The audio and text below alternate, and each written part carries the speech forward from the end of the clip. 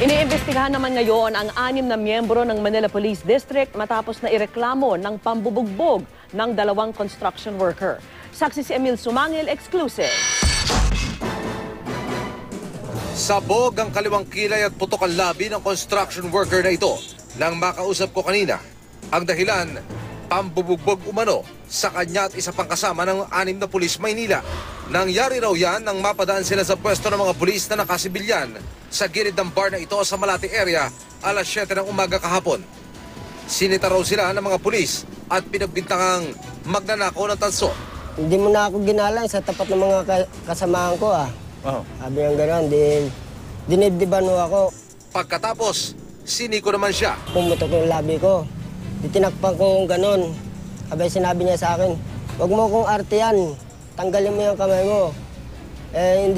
Hindi ko tinatanggal. Ayaw mo tanggalin yan, babariling kita.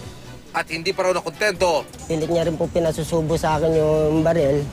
Isinubo ko na lang din po. Sabi, dulo lang. Sinabihan niya po ako ng gano'n.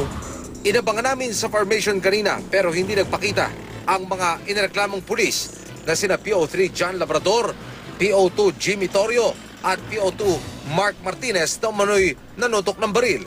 Gayun din sina PO1 Daniel Grospe, PO1 Team Rudolph Leus at PO1 Genaro Ruiz. Ayon sa report, kakatapos lang ng graveyard shift duty nila sa MPD Station 9 bilang tourist police. Pero sinimula na silang imbestigahan. Hindi natin tinotolerate yung ganong pagkakataon na kung saan sinaktan yung ating mamamayan. Huwag matakot na kahit na ang involved ay tauhan ko kasi doon lang tayo sa tama. Emil Sumangil ang inyong saksi.